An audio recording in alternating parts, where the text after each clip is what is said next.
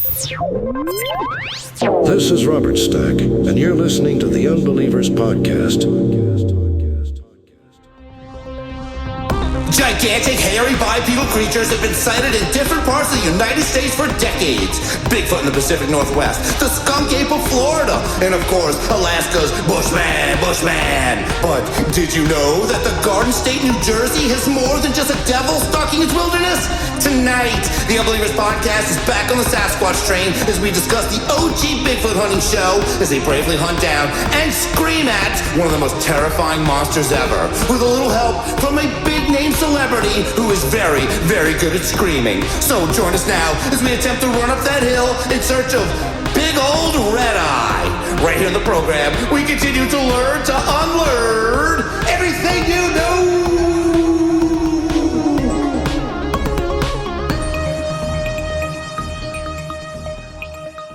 Hello and welcome to the Unbelievers Podcast. I'm Rus Ryan. I'm Drea Mora. And joining us as always is soundboard engineer and producer, Rob Okey. Get away from here. Get away. What's up, guys? Oh, hello, Rob. Hey, Drea. Yo. But don't get away. Stay. Listen to the episode. It's just begun. Stay We're just a while getting and into listen. it. Yeah. Yes, hey, we're back. We finally got out of hell and hell's bells. And we need man. It's a bit of a palate cleanser we need right now. We need a breath of fresh air. Yeah, I'm thoroughly cleansed of all of Satan and the devil and all of those guys. Yeah, it worked. You don't listen to rock They're music gone. anymore. They're out of me now after that. Rob, his Not playlist is a lot shorter than it used to be, but he's doing a lot better. And he's ready to talk about some of the real stuff. Man, we're getting back to Bigfoot. Yeah, I figure everybody likes Bigfoot. Yeah, we talk about him a hell of a lot, but this one sounds different. They're all different. There's many. They're all different. Yeah, They are all different. Every Bigfoot is different and special in its own way. it's true. It's true. I know how many people are going to flip out over every single one of them being called a Bigfoot, but it's just a term. It's okay. You can relax.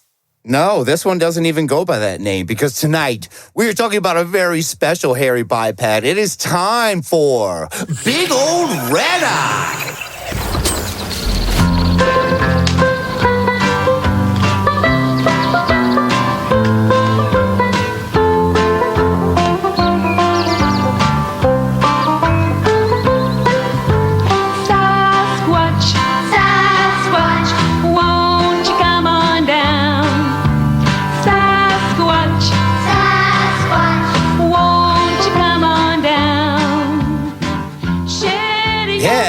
That music doesn't leave a lot to the imagination, does it? That's right, unbelievers.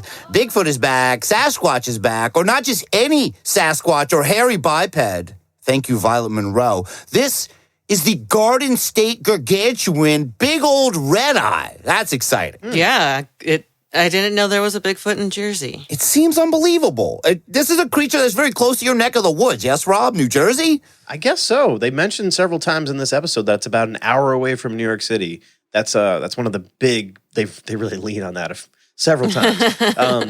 Yeah, that Bigfoot can see Manhattan from his house. Apparently, he's from Jersey. I don't know. Who would have thought that Bigfoot has a summer house in Jersey? Well, there's a lot of natural wonder in Jersey. It's the Garden State. It seems like a place that a giant hairy biped could be found. Why not? There's other cryptids out there. Yeah, Pine barrens and whatnot. a lot of people think that Jersey is just like dirty cities and like I don't know, like a bunch of like Jersey Mike's like cheesecake things. Cheesecake things. Not Jersey. That's one of the definite negative stereotypes on Jersey is as cheesecakes. Like, wow. You know what I mean? Cheesesteaks, whatever the fuck those guys make. People think that that's all that there is in Jersey, but there is also a lot of wilderness, and it's a lot greener than you would expect it to be. It is. And before getting in, I'm going to say that I know Jersey gets crapped on a lot, especially about their cheesecakes. I like Jersey, though, and I will not besmirch its name for easy jokes. I'll leave that to you guys. Have you ever had a New Jersey cheesecake? And I also want to say that the mafia is a myth. That's just TV nonsense. I'm going to say that, too, before we get into this. Doesn't exist. But yeah, I have a treat for you guys this time because we are going on this big red eye adventure with a TV monster hunting show that we have not talked much about. And that seems impossible, right? We've talked about so many TV monster hunter shows. I'm not even going to name them, but we will be discussing the program Finding Bigfoot. which is like the Cheers or the Happy Days or the Friends of Bigfoot hunting shows. I guess so. They may have set like the standard for what these shows can actually become. Because I'm pretty sure these guys, they were one of the first ones to really blow up back in the day. And everybody's ripped them off. Just like every single other show has kind of ripped them off, it seems like. And they're still out there doing it, apparently. Or I don't even know. Are they still making this show? They are not. They are not. They're different than there's like an Expedition Bigfoot. There's another team, right? That's like so similar. I thought that's what this was. No, this is the original. I'm shocked that we haven't delved into this yet. We've touched on them a few times in different episodes, but here we go. Finding Bigfoot is an American TV show on Animal Planet. It premiered on May 29, 2011, and it follows 4 researchers that explore and investigate potential evidence of Bigfoot. And they do this in the U.S., they do this in Canada. And while they never captured photographic evidence of the creature's existence, the show gained high ratings and was a top earner for Animal Planet. And the series finale and the 100th episode came out on May 27th, 2018. A good run. Sure. That's a whole lot of not finding Bigfoot. Yeah, that's one of the things that drives me crazy about these shows. Is that these people go out and they do these same investigations over and over and over again. They never find Bigfoot. They get the a lot of called stuff. Finding Bigfoot, and they never find him, ever. There should be a question mark in there. Finding It's Bigfoot? not called Found Bigfoot. It's Finding Bigfoot, and it follows the adventures of researchers Cliff Barackman, Renee Holland, Matt Moneymaker, and James Bobo Fay, the breakout star of this show. Everyone loves Bobo, yes? Bobo. You have to love Bobo. None of those names sound real. None of them. I think Bobo's the And maybe realest none of name them of the are. team. What was that one guy? Moneymaker? Matt we've definitely Moneymaker, yes. We've talked about him before because I remember that name, and I remember being like, who the hell is named Moneymaker? It's a very real last name. Well, he's funding Bigfoot things. He's out there making money. He's out there trying to find this guy. He's putting his cash on the line. He sounds like he could be like one of the Beastie Boys, possibly. The 4th Beastie Boy, Matt Moneymaker. Matt Moneymaker, yeah. The Beastie Boys didn't. Okay, I guess they kind of did. All right. But this episode that we're talking about is from season 7, because in this very special episode, the Finding Bigfoot team head to Jersey to try and catch a glimpse of the elusive hairy biped known as Old Red Eye. And this is an actual quote-unquote special episode because it is an hour and a half long. It's almost movie length. And they are joined by a big movie star. I'll save that reveal, though. So let's hear clip 1. Let's jump in and get a feel for this. It's Finding Red Eye. Could a Sasquatch be lurking a mere hour's drive from the island of Manhattan? Here, check it out. What? Look right here. What do you see? Oh, yeah. To the right of the tree. It was impossibly large. It definitely wasn't human. I've been tracking Sasquatches for 25 years. But these animals, in fact, are real. I've seen them. They're here. I'm having a really difficult time finding an explanation for this. There's something on the hill.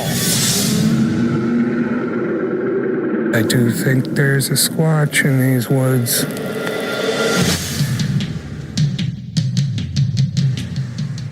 Yeah, it's squatching. That is their thing. Everything is squatchy, and they go squatching. That is the brand that was set by this show. So they're the ones responsible for this bullshit.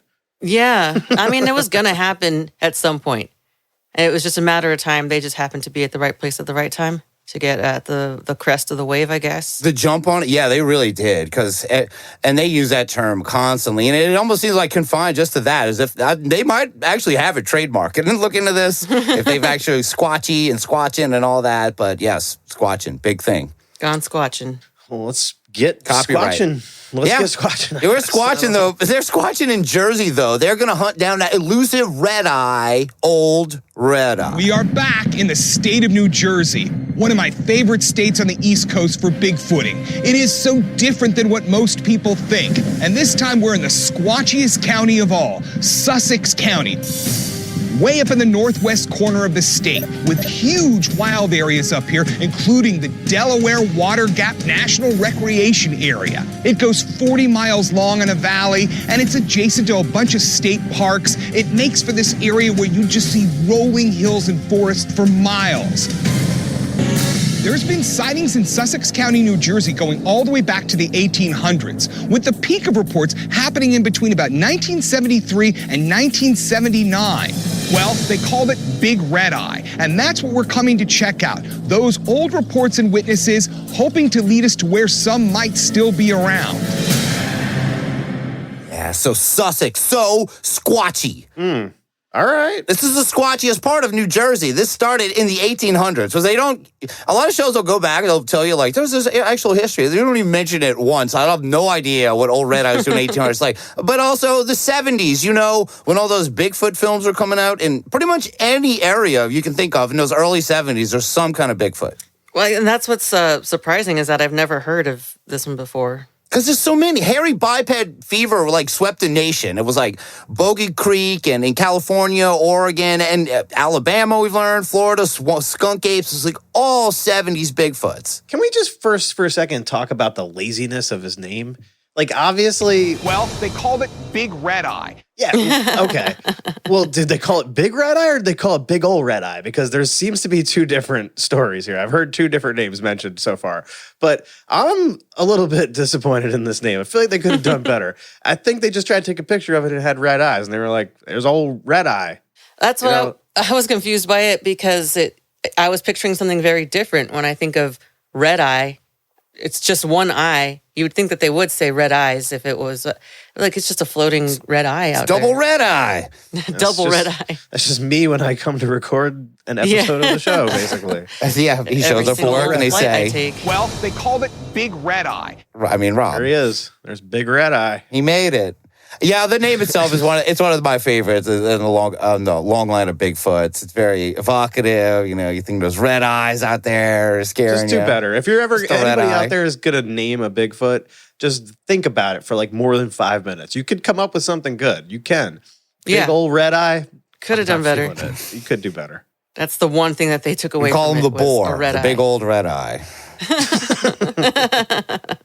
That's perfect. But Jersey, this is like an underrated hotspot for Bigfoot or red eyes. And like you said, just because Manhattan is right there, that doesn't mean red eye couldn't be close by. Less than an hour away is the island of Manhattan. With the skyscrapers and the taxis and everything, not too far away. That's the true wilderness as far as I'm concerned, where the wild things do live. Whoa. And look, hey, that's true. Even Jason Voorhees was in Manhattan. The real wild things, they were out there, Rob. You care to comment? He's calling you guys out. I mean, you want to look out my window, you're going to see some wild things. It's pretty crazy out there in Brooklyn right now, so he's not wrong, but, I mean, he's just, come on, dude. Really, that's what we're going to do right now? We're going to say that that's the real wilderness over there. Come on. And no, what you're hearing here, though, this is the conversation that was during the part that all these shows do. It's the team driving in the truck together. And I guess they started this because they claimed a lot of these monster hunting routes. And Renee is driving. I just want to say, that kind of stood out to me. I was like, I've usually seen a buck or a trapper driving. But I was like, okay. Well, I mean, the Mountain Monsters guys don't have a chick on their team. That's true. Not yet. Not yet. They're still on. Oh, God. You make a great point, Drea, that they just don't even accept any females into their group. I think it's there's no women wanting to go in that group. Could have something to do with it. That could possibly have something to do with it as well. I think that would be rough. This kind of it gives them a little edge. They're a little bit more forward thinking. They let the ladies drive. They let the women folk touch the steering wheel. My goodness. They actually brought her with them. Could you imagine, if the Mountain Monsters, maybe they needed someone who was good at investigating ghosts and staying behind and not getting involved. Maybe like Heather Taddy or somebody. I was going to say the UFO highway thing or Alien Highway. UFO show was Alien Highway. Or anything that Heather Taddy's been Ghost in, Adventures. Basically. Yeah, she's made the rounds. Listen, you're a girl, so go back to the hotel. All right, we'll take care of it from here. Oh, I'd watch that. It'd be great. Christ. But so back to big old red eye. This isn't exactly Manhattan though, where they are, because that would be awesome if Manhattan had a red eye problem too, because Rob could cover it on the street. That would be something worth really looking into. That would go into the news immediately if there was something that's in an urban area and not in a wooded Well, New York has enough problems already. Yeah, it does. Okay, we do not need Bigfoot anywhere out here running Taking around. bites out of old red buildings. eye. We don't need any of these guys out here. It's already fucked up. Yo, it's old red eye. And everybody runs. Well, I mean, if there's some buildings that need to be, done away with. Oh, they do take bites out of buildings. Yeah. That is true. So you can have them do some That's demo. a different one, but I would love to hear that. That's been a while. I know, right? It has been a while. Is it out there? Does it exist? I guess it does. It's a test. It exists. Bites out of buildings. That has been a long time since we heard that. That's one. New York, too. But this isn't New York. This isn't Manhattan. This is Sussex That's right. County. You make a great point. The Bigfoot in Montauk Bigfoot, he's a New where he York came Bigfoot from, huh? too. Yeah, that's right. Absolutely. Oh my So God. it does kind of make sense that one of them could have escaped into the Jersey. Pine Barrens or wherever. Yeah. It's a little bit. I mean, that's a pretty long gap. Long Island's pretty long. We've talked about this before. Long Island is quite long, and for him to get from point A to point B, maybe he swam. I guess that's possible. Sure. Yeah, I will say, spoilers ahead, this theory does not come up on this episode that this might be the Montauk Project Bigfoot. That doesn't come up. They never found him. They don't know what happened to him. So No, and God damn it. this all started in the 70s, too. And one of the witnesses from that time was a man named Bill Holschuch, who he was a Red Eye super fan back in the 70s. He kept all the newspaper clippings, and he also had an incredible red eye sighting. 1977, I was a counselor in Camp Kaimisha. It's a YMCA camp, and we were on our way back from the Dover station. And we weren't on the road very long, and this large figure crossed between the grassy area and the hill. A large creature walked from the left side to the right side in 3 strides, fumbled around looking for a flashlight, found a car flare, and the other counselor went into the brush looking for the creature. We went in 10 feet, and the terrain got too rough, but we could hear in the distance, we could hear branches breaking. So we knew it was on its way up the hill. You guys must have been like real monster hunters with torches, I tell you, it was crazy. Well, being that it was dark, it would have only been illuminated by the headlight. Right. So can you describe every detail you remember? I remember the arms being longer than the waist as it walked across the road. The head was more of a human head, and when it turned, it didn't turn its body, just its neck, like a person would.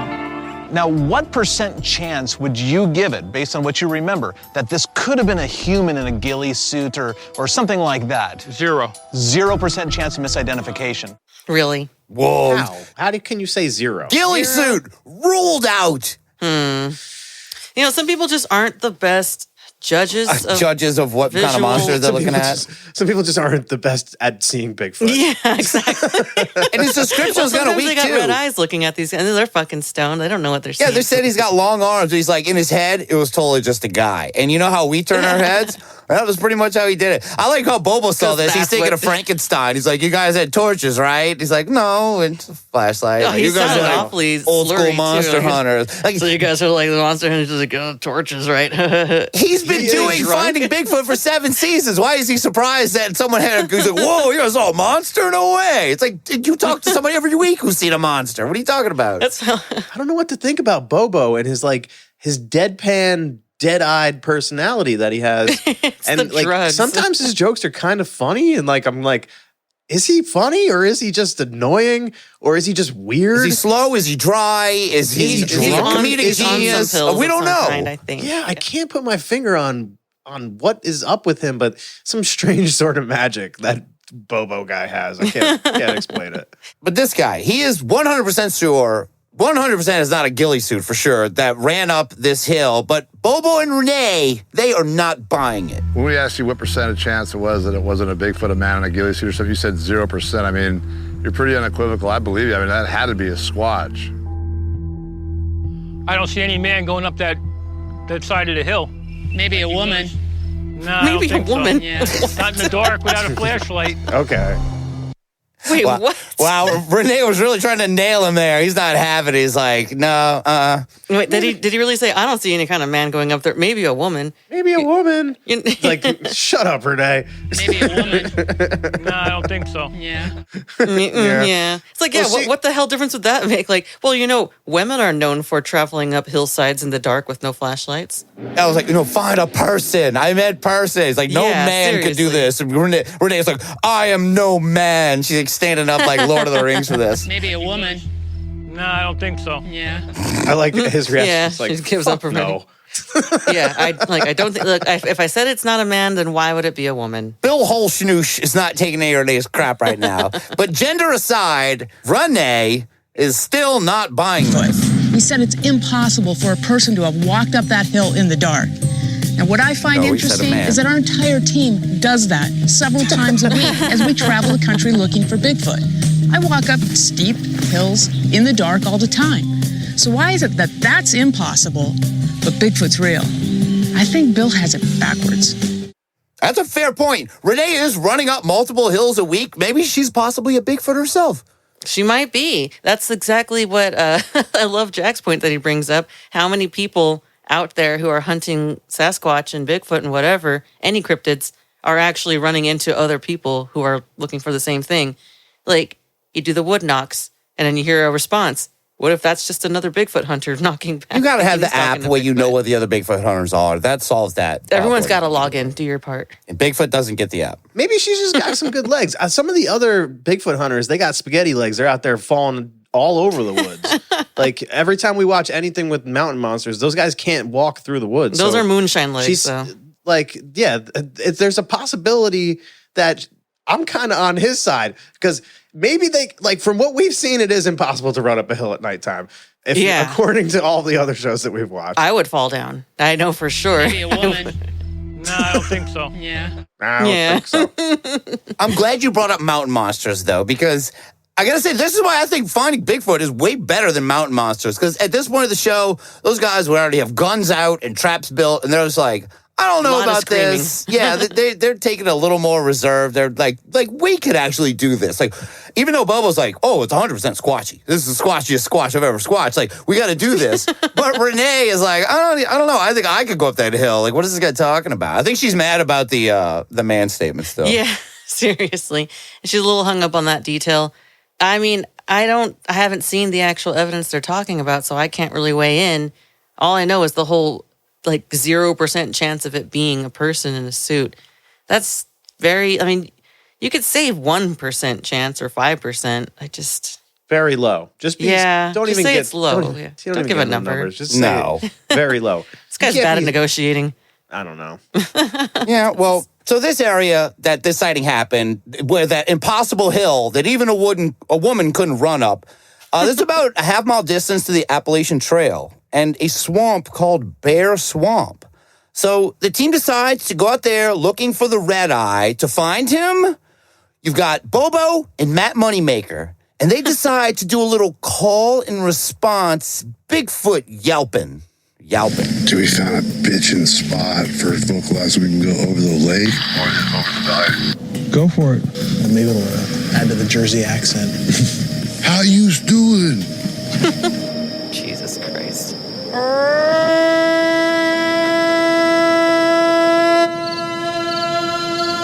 There he goes.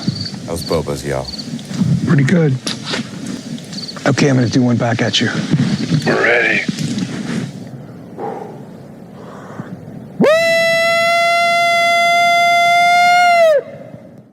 Yeah, Bigfoot is, Bobo's, sorry, I called Bobo Bigfoot there. Bobo's scream, I think, is way better. And come on, you knew I had to clip those. I'm compelled to do the sound effects when I hear them. Absolutely. But Bobo's, he's an impressive Bigfoot caller. I know that's probably his main thing on the show, but if we have a competition, we have so many of these at this point, but let's hear the Bobo yell.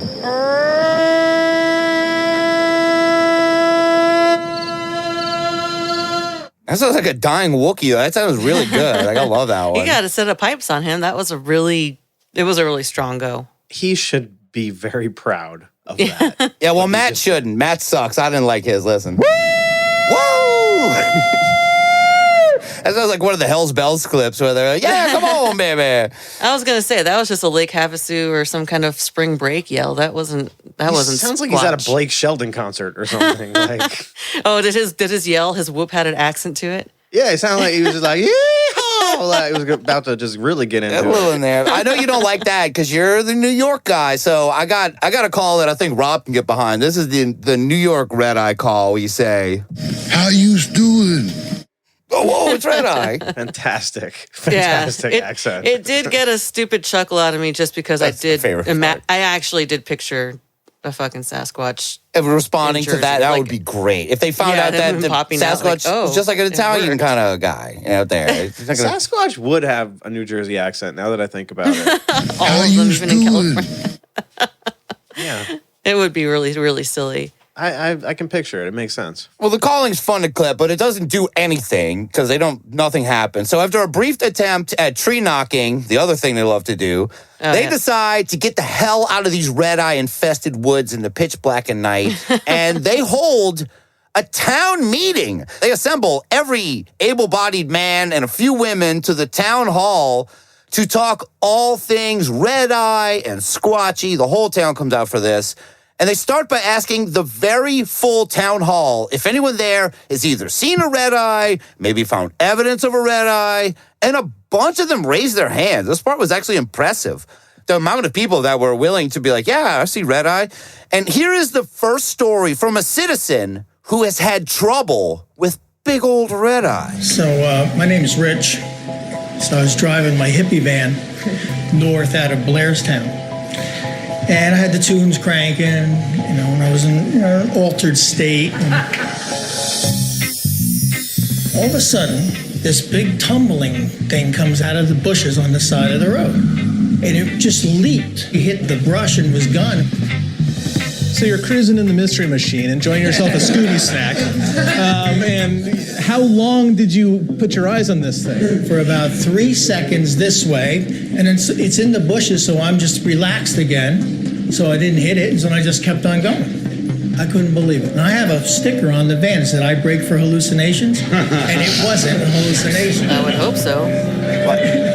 This is a great first witness that they get here. Rich, the hippie van guy. He sees it for 3 seconds while he's on hippie substances. In a hippie state of mind. Yeah, what drugs do you guys think he was on? Do you think it was just weed, or do you think he was doing some... No, he was on LSD and mushrooms and everything he could get his hands on. Probably coke, early 70s. Yeah. He was on children's Tylenol, and that shit makes you trip balls.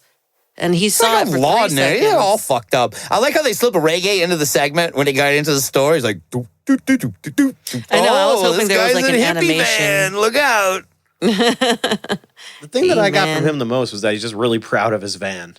He really, really loves his van. Which, I mean, I would be too. If you build it or whatever, you do what you do to it. Like, good. He had those rubber hippie daisies all over it. It was awesome. But if you're straight up saying that you were in an altered state of mind and you were pretty fucking high and you only seen it for 3 seconds, the worst. Don't you doubt your own eyes at that point? Yeah, it's not really a good story, nor is he really a good witness, really, because you can't trust this man. He didn't even say red eye. Enjoyed the story, we don't know what he's talking about. Yeah, he didn't see any red eyes. So what the hell does he know? No one talks about red eyes at all. They just call him that. I think his eyes are blue. So who first called him that? That's what I want to know. Old people. They don't ever get into that. It's not. I guess it's not important. It's literally the one thing you know that makes him different, but it's not important at all. So the town hall, starts off really bad, but a bunch more people come forward who are much more credible. And most of the sightings, they're all along a specific area near the Appalachian Trail. So now, for some reason, Cliff Barackman, he gets to go out on a solo hunt. Not exactly solo, though. He takes some of the information he learned here, because this is the moment we've all been waiting for. The special guest red-eye hunter is about to arrive, and it is unbelievable. Now, I told the team that I had a special friend coming out to meet me for my solo investigation, but I didn't tell them how special this guy really is. Hey, man, how you doing? Bobcat, it's great to see you. Bobcat, he's a famous comedian, or at least an infamous comedian. Back in the 1980s, he was best known for doing these crazy screams during a stand-up routine or starring in movies like Police Academy or One Crazy Summer. But more recently, he's gone behind the camera and has become an award-winning director of his own independent films. Yes, Bobcat Goldthwait, comedian and film star turned independent film director. And the reason he is here, which I found great, Bobcat Goldthwait put out a found footage Bigfoot horror movie called Willow Creek. And it's about a couple that is looking for the site of the Patterson-Gimlin Bigfoot of Patty. And they end up getting hunted down by Bigfoot. We have to watch this. This is a movie night movie. That does sound really up our alley. I've, again, never heard of that one. Interesting. What the hell? I know he does have some, pretty real credits as far as a director goes. Yeah, he's directed some really cool movies. I like the movie. Robin Williams? which kind of ties back into Unbelievable Universe. That's true. He did. Strangely, yeah. Don't trust Victoria's Secret models. Sort of surprising. But it's kind of weird that they pulled him for the show because it's like your third favorite person from the Police Academy movies. And he's like, he comes in like part 3. Yeah, he plays Zeke. But I always liked Bob Goldthwait. I liked his comedy and stuff. And I was impressed. Bobcat is a great get. So let's hear what he has to say about Red Eye and Bigfoot. Well, thanks for having me. This is really exciting. Well, this is going to be great, man, because I know you are a Bigfoot fan. You're actually knowledgeable about the subject. But yeah, I'm into it. You know, I didn't mean that. There's my Bigfoot tattoo. Right. Actually, it's obvious that Bobcat's a huge fan of Bigfoot, but he really hasn't done any field work before. So when I heard he was in New York City promoting his film, I gave him a call and invited him out to see what this guy can do. So yeah, it'd be too late for me to pull out and say I have a regret. Well, did you bring the gear I asked you to bring, like the tent and the rods? Yeah, I got everything. We got rods. I knew what those were, at least. And did you bring a tent, though? No, just rods. He knows rods. He's on immediately, and you heard him. Oh, we got Bob Goldthwait. We got rods. I knew what those were, at least. He knows red eyes and he knows rods, but he has a Bigfoot tattoo, Drea. How did you catch that? I know, right? What are you talking about? He has like his ears are set to pick up the word rod, like anywhere. Those rods flew right by me, dude. Cliff the Rockman is like, hold on, wait, you brought stuff. You did bring your rods, though, right? You've got rods? He's like, we got rods. I knew what those were, at least. Yeah, man. No, For me, dude, that rod flew in one ear right out the other. I didn't catch it. I probably would have caught it, but I would have tried to ignore it and I would have crossed my fingers that Russ didn't hear it. But of course he heard it. So he's got a Bigfoot tattoo. I was a little jealous watching this part. This is great to be able to get Bob Goldthwait, who was in New York promoting his movie, this Willow Creek, this found footage Bigfoot movie, and they just happened to be in New Jersey looking for a red eye. As we've heard, Manhattan, you could see it from there, so you might as well come out there. And he does, and he did have a tent with him, but it was like a little pink one that a child might have. And Cliff does go out of his way to emasculate him about it. He calls it like his little Barbie case, his Barbie purse. But Bobcat doesn't care about any of that. He's very secure in himself. Like, come on, yeah. Barbie, if she were to go camping, she would have a full-on RV. She'd be glamping, so that you can't even use that to make fun of somebody. I mean, just because it's pink doesn't mean it's Barbie, okay? Yeah. Like, it could be, maybe it's nice inside. Who knows? It was a cool little tent. It was enough. He wasn't investing in this. Minimalist. And then, while this is going on, right before they throw to commercial, we are treated to a quick round of Bobcat Goldthwait trivia. You guys ready to play along at home? Fuck yeah. All right, let's go. Bobcat Goldthwait is the acclaimed director of Willow Creek. But which film did he not direct? A. Sleeping Dogs Lie. B. Hot to Trot. C. World's Greatest Dad. Okay. What movie did he not direct? Is it A, Sleeping Dogs, B, Hot to Trot, or C, World's Greatest Dad? I'll go to you, Drea Mora. B, Hot to Trot. How about you, Rob? Sleeping Dogs. He did not direct Sleeping Dogs? All right, let's hear the next clip. Here is the answer. The answer is B, Hot to Trot. Even though Goldthwait starred in the movie, he did not actually write or direct the film. Congratulations, Drea. And whatever listener got that. Yeah, you guys remember Hot to Trot? It was about a talking horse. Oh my God. No, I was thinking of something completely different. R.I.P.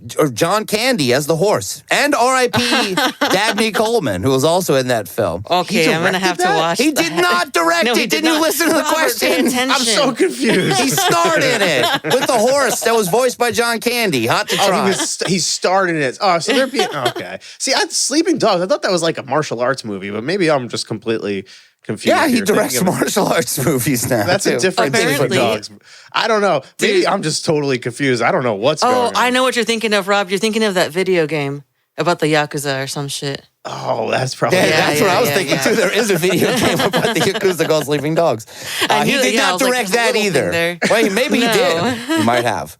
Anyway, back to Red Eye. While Matt gets to have a sleep out with the star of such films as Blow, Police Academy 3, and Hot to Trot, the rest of the team have to go meet with some guy named Randy who said Red Eye was doing one-armed push-ups in his backyard. Seriously.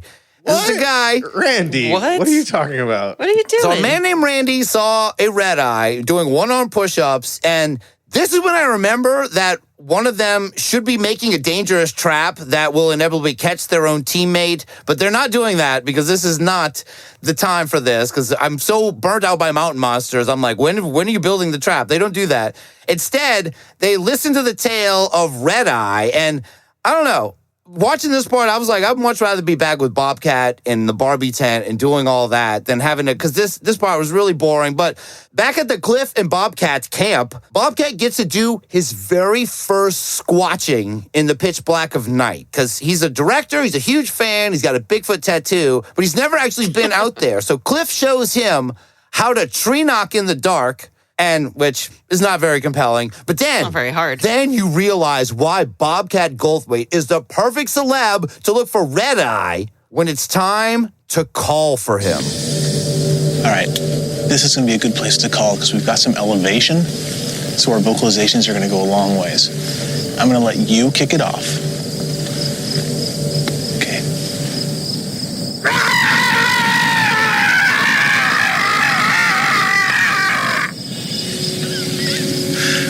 The hell is that?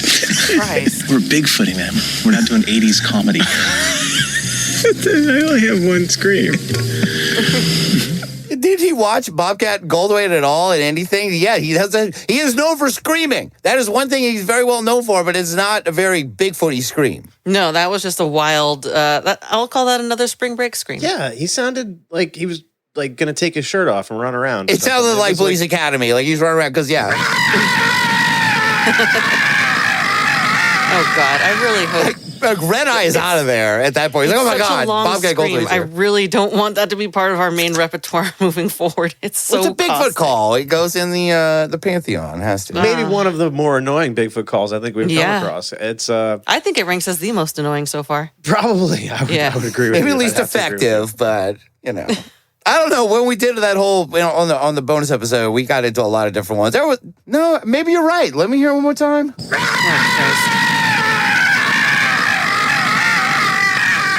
All right, I'm deleting it off the board right now. I was going to It's say, I think gone. we're going to have to go and lose this file accidentally for us in the future. I'm going to delete it off the drive. Oh, he's a divisive guy, this Bobcat Goldthwait? Bobby Goldthwait, of course, Bob Goldthwait. I don't know what his name is. I don't know that last name. Well, the rest of the team is not get to be part of Bobcat Goldthwait's great Bigfoot hunting moment, but they try to make the best of their time as they follow up on a lead from two very Italian New York guys who both saw a red eye in broad daylight. And this happened at some kind of resort or cabin, and the guy said that this was their house. I was like, this is not your house. There was a sign in front of this place. It looked like a B&B or something. I was like, don't pretend this is your house. But these guys swear, for real, they saw this thing. And when Bobo goes to recreate what Red Eye might have looked like, because remembering another element of the show is anytime Bigfoot happens, they get Bobo to go wherever it was. Like, all right, Bobo, you're pretty much Bigfoot. You go out there and you do the motion. It happens every time. Like, he always has to reenact it. Like, yeah, I guess it is that big. So he goes out to recreate what Red Eye might have looked like, and something remarkable happened. While Cliff teaches Bobcat how to go squatching, Renee, Bobo, and I have been investigating witnesses, and Bobo has just spotted something in the bushes. Here, check it out. Right here. Check this out. No way, there's a bear right now. There's a big black serious? bear. Hairy and black. Oh, yeah. To the right of the tree. Yeah.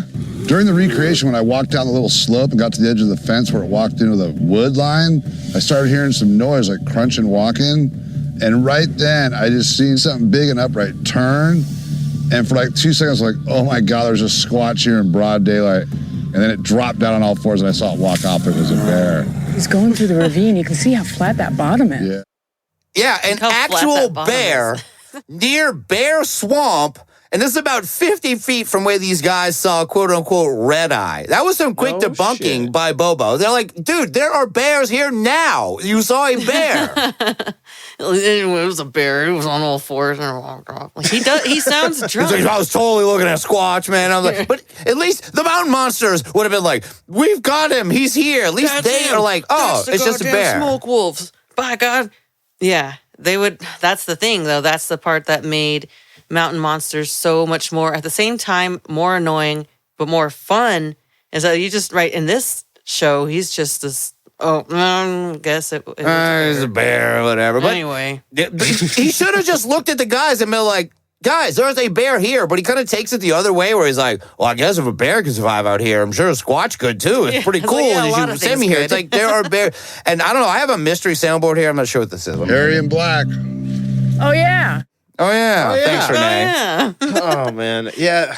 Oh, my God. She sounds just as done with it. They did like a cutaway thing too, where they like cut to a commercial. They had Bobo like walked over to the side of the fence and he was like, oh my God. And you see something move. They like show really quick like this thing that like you can't tell what it is, and they like cut to commercial. And like, what? So he's just gonna walk over across a deck and see Bigfoot? Oh, like, there it is. Yeah. Like, that would have been great. There's Bigfoot. That's the only buildup they have. Like after this commercial break, was it Bigfoot? I'm like, yeah, it was. Anyway, they do I just that all couldn't the help time. but just like take a minute and just be like, they really think we're stupid, don't they? They really think we're stupid. No, if anything, I think it's insulting because they know that we're not that stupid. They're just like, this is what you're going to get, though. Yeah, they're This like, is all you what get. are you going to do about it? You're still going to watch it. What did you expect, you dumb idiots? Tune in next time. This is what they have to do instead of going. I don't know why. Maybe Bobcat Goldthwait's like, I'm not camping with all of them. Just me and you, Cliff Barack man. So this is what the rest of the team is getting up to, the non-Bob Goldthwait team. But finally, they get some action because even though they just saw a bear at this place, they think that is a good sign that any area that can sustain a bear can also sustain a red eye. What do you say to that, Drea? So stupid. Like that doesn't mean anything at all. Any place that can sustain. Do you know how many different types of flora and fauna there are that can be sustained in an area like that? That's like the dumbest reason. You can eat frogs and stuff like that. Look, I believe that there are things out there, that there are cryptids out there, but that's just the dumbest platform to use logically. The animal live here, so other animals also live here. It's true. He does kind of tell you that. Thank you, Rob. That was a much more succinct. This is the Bobo team. Yes, that was a much better one. It's better than him going because he makes fun of you guys. He says, "How you doing?" All right, so it's fair. This was fair to Rob to get back at him. Rob's not from Jersey. You keep on lumping him in with that. Rob is not from Jersey. Well, it's just they're disrespecting us with the way that they make close enough. Viewers. People in general. I'm offended for Jersey people by that. It's ridiculous. Well, the drama really starts to amp up for them when they try some nighttime tree knocking. Because daytime tree knocking, that's one thing. But they do some nighttime, and they end up knocking an entire tree down. They knock it so hard. You guys, hello? Whoa. Oh, sorry, Renee. Oh my, seriously, you guys, that was a foot to my left. Okay, well, it didn't kill you, so don't worry about it. We're standing in complete darkness, and I can feel a large piece of this dead, rotting tree literally blow past me. Had I not stepped a few feet forward, it would have fallen right on top of me. I was standing right there a second ago. Moneymaker almost became a widowmaker. Try not to stand under our fallen trees. I'm really glad that I moved forward several feet. Okay, well, let's listen to see if anything reacts to that. Renee's not happy at all. Disturbances in the force. No, this doesn't feel right. The only disturbances are coming from you two. Whoa. Bobo's trying to reference the Force, which I noticed he does quite a bit. But yeah, Renee, she almost got smooshed. Yeah. Look, it's one thing to be like, hey, well, how about you use your eyeballs and look around? But it's nighttime, and they really, again, Bobo sounds drunk. I don't think that they should be trying to knock down any trees. That is really dangerous. It's their fault. You saw how bad it was also, Drea, like, this was a pretty big tree, and they push on it and they knock half of the tree off. Oh my God. God. I thought this was Travis Walton and his friends out cutting. I was like, what? You don't need to do this to get a Bigfoot. Yeah, like at least do it with lights on if you're going to do this shit. Yeah, but it's just so irresponsible. If this had hit It's her, not safe. probably could have broken her neck and seriously hurt her. Oh, no, I think that could have killed somebody. I mean, I didn't see the actual one, but I've seen trees fall that aren't even like that huge. It's the speed at which they end up landing, they could totally kill a person. Oh, yeah. A tree like that could definitely crush a man. Maybe a woman. No, Maybe a woman. So. Yeah. Okay, maybe not a woman could survive it, Russ. Come on. Yeah. Their reaction of like zero sympathy for almost killing their friend, where they're like, Whoops, sorry. It was almost like the insurance company was like, you probably shouldn't show the scene. They're like, have you seen how boring this is? Like, we need something. A tree almost fell on somebody. At least something happened. There's no red eyes, as far as I can tell. But a tree did almost hit this lady. It rubbed me weird the way that they didn't apologize. They weren't like, yo, we're so sorry that we just almost killed you. I know, right? Just a little bit. That's what gets me. There's times where people, if something like that happens, it's almost like they're scared that they could have almost done that, and so they'll double down the other direction to try to downplay it because they were actually scared themselves. You know, Bobo makes several. No, you're fine. You're totally fine. Yeah, he does like to razz her. I mean, maybe, I don't know. Maybe she busts her balls a lot. We don't know. Because this is a very small sampling I'm taking. I'm definitely haven't done a super deep dive into finding Bigfoot. But they did manage to survive the tree crashing. They survived the night. And the next day, while the crew unites with Bob Goldthwait, finally Bobo and Bobcat Goldthwait will meet. They plan out their final night of squatching for Red Eye in New Jersey. And the lovable Bobo, he is known for being one of the top screamers in the Squatch game. So he and up-and-coming Squatch screamer Bob Goldthwait, they are paired together to go scream for Red Eye in a swamp while the rest of the team goes somewhere else. It doesn't matter. It's just Renee and everyone else. This is the time for Bobo and Bob Goldthwait to shine. And another Red Eye hotspot that I'm sure Renee is very excited about. I think that's where they go. But they arrive at their separate spots, and both teams do some calls back and forth, and they hear a response that did not come from either team. Was it Red Eye? Maybe. And then that's it. They just did some light screaming. They called it a night. It was very brief, and they meet back up, and Bobo comes away impressed with the squatching abilities of Bobcat. So much so that they replay Bobcat's scream, because he actually did try to do a Bigfoot scream, not just a Police Academy scream. And Bobo accepts Bobcat Goldthwait as one of his kind.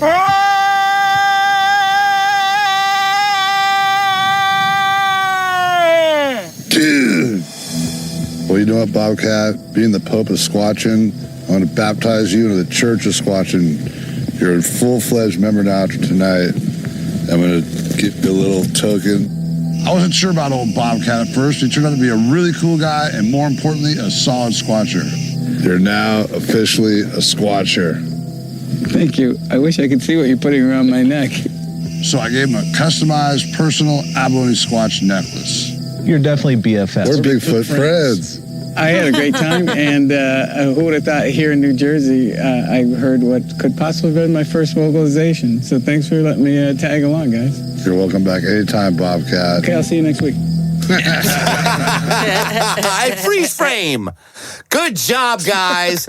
Great work. The Pope of Squatchers. He is handing out necklaces to celebrities in the dark. They don't know what he's putting around. It sounded like he said he was putting a baloney necklace on it. Like, yeah, it's like some baloney. I put a string on it. It was all a ruse. He's trying to make them into bait after that. Like, here's your trophy. And then they're waiting for him to get pounced on by old Red. So many little Bigfoot quips. Who writes all these for him? Do you think you think Bobo's writing all these jokes for himself, or you think they got a team of writers? He's the Pope of Squatch. He's got a whole division of people writing squatchy jokes for him. That's sad though, because they're not even good. I would hope that anybody could come up with that shit on their own. Well, he is infallible. As the Pope of Squatching, though, the Pope is infallible, and I guess Bobo considers himself infallible in squatching. Well, he also sounds like the Pope of popping pills, so I don't know if he's like, maybe he's not. He's the perfect Pope of Bigfoot. Remember he lost a ton of weight? Was he was he sick or something? Like, is there he's just getting jacked as shit so he can go fight him. I guess, that makes the most sense to me.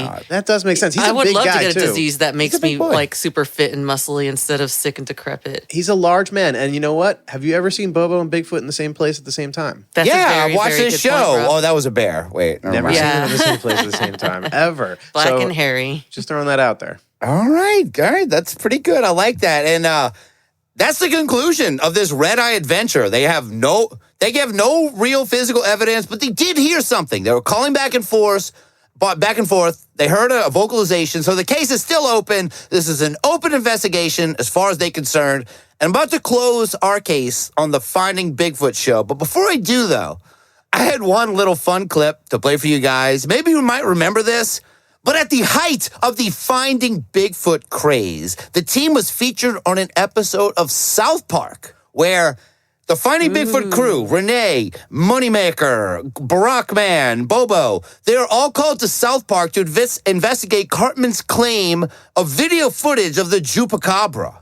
And here is Finding Bigfoot in South Park. Look at its trajectory. It heads directly to the right. It can't be human. It's too low to the ground. What do you think, Bobo? Bobo thinks scary. It's definitely something. I'm thinking a Sasquatch. It's not big enough to be a squatch. So it's a baby squatch? That's what I'm thinking. I've already done my research, boys. What you're looking at there is a Chupacabra.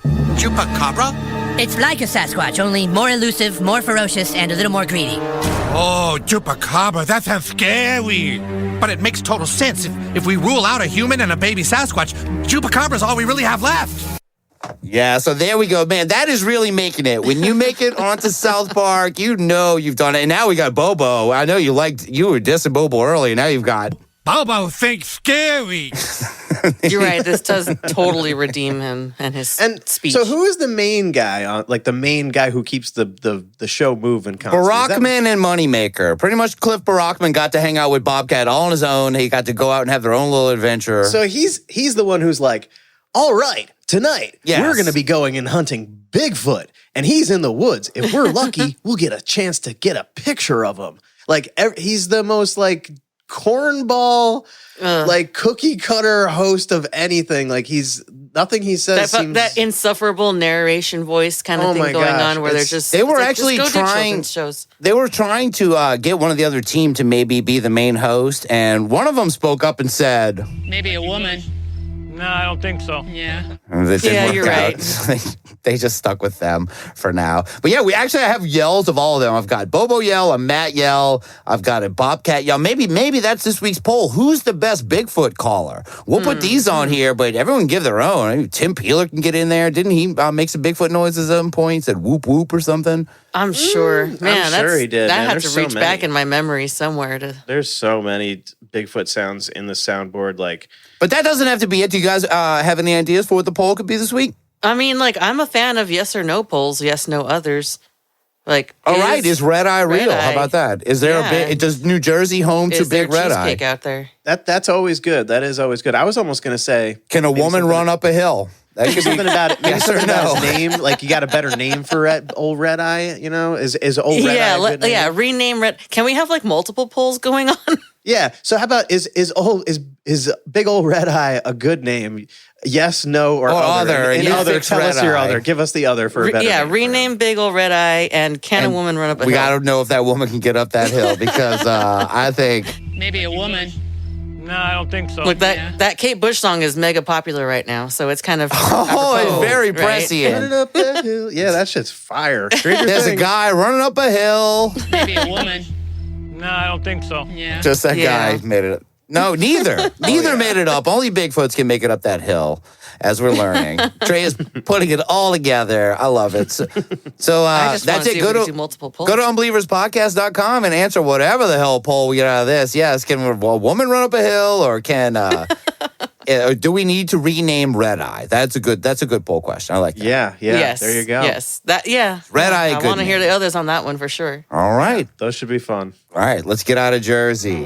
How you doing? Big feet. Ooh. Take a look at my big feet. Wow. Ooh.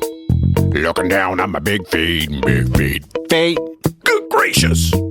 Have you ever seen such big feet? Oh, big feet on the street. Look at my feet. Here I go on my tippy toe. There's no show like a tippy toe show. Oh, here I go, running all round on my tippy toe. Look how far I can kick a ball. I can kick a ball to the Taj Mahal. Big feet, so sweet. Run around on my big feet. Big feet. Check out my jumbo feet. Wow. That's why they call me Bigfoot and Big Feet. Feet. Ooh. Get a load of my big feet. Oh, look at those feet. Pretty neat.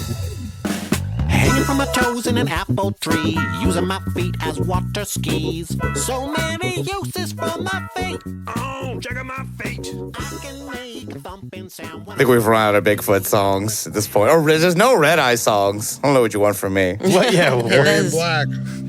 Oh, yeah. Was that Bobcat Goldthwait? Yeah, that was his children's album he released, all about Bigfoot. No, I wish it was. I'm not sure what's going on there, man. But yeah, go check out the poll for Red Eye, please. But we got a bunch of stuff we have to get to because we have a backup in the Unbelievers regular mailbag. The Unbelievers mailbag. Ooh, right in the mailbag. Hey, man, check your mailbox. Hey, you got some new mail over here. Mailbag. The mailbag is cool. Mailbag. Sup, bitches? It's mail time. Woo! Woo! Woo! Yeah, Unbelievers mailbag, not voicemail bag. Please send in those great soundboard impressions and everything else that we were getting last time. But this time I got some regular mailbag, and our first one from Unbeliever Darcy, and it says, not only a real show, but my favorite show. Hey, Rus, Drea, and of course, Rob. How are you guys doing? We're doing great. I am. Thank you for saying, of course, Rob. I like that. That was very nice. It goes without saying, Rob.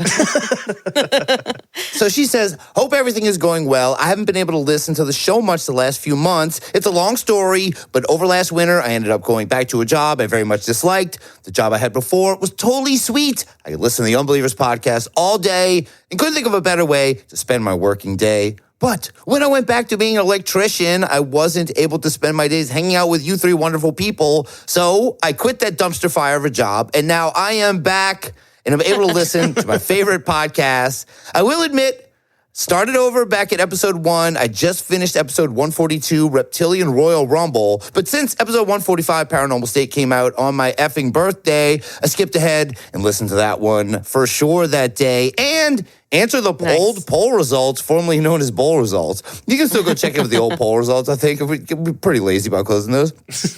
I think they're still there. They're still open. We'll check on them one day. I have no idea. I can't even say. I have no clue. We need a massive overhaul on the website, that's for sure. It's long overdue. Webmasters, help us out.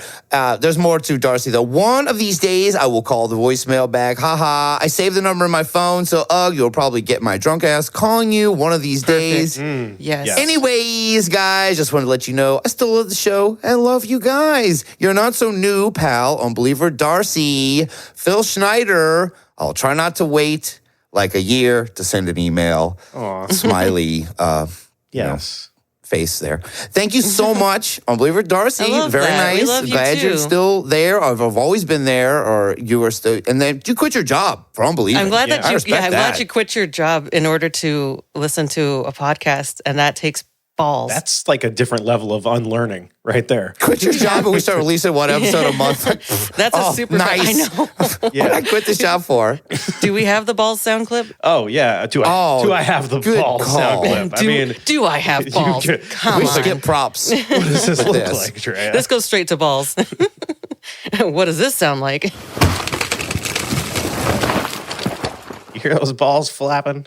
Boom. Those Drop are for Darcy. you. I didn't forget about Darcy. Darcy sent me some nice stuff one year for, I think she was my Santa for Unbelievable Secret Schneider. Very nice. Hell Very yeah. cool. Very good.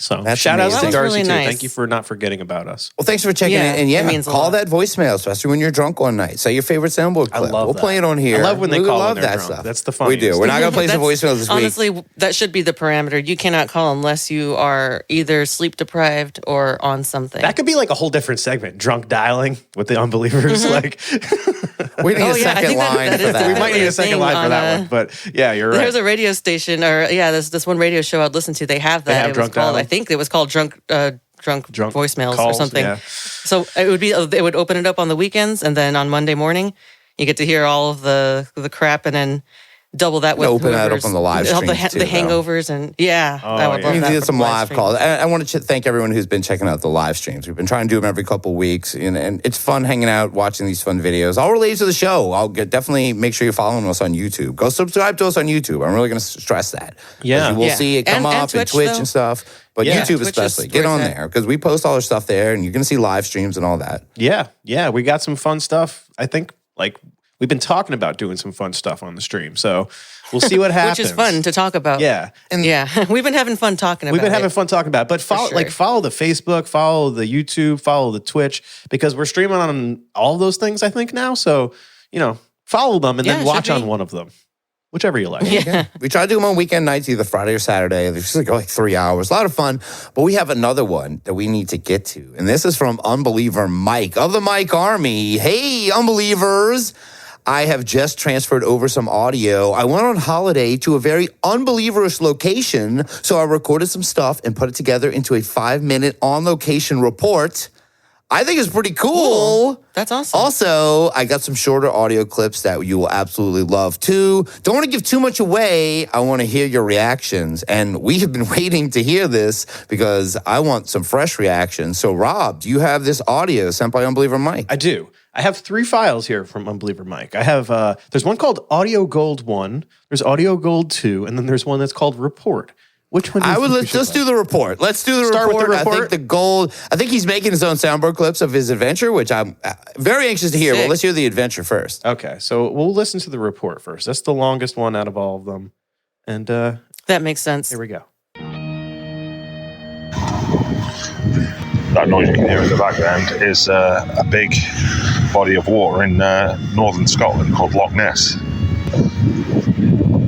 Not seen any monsters yet.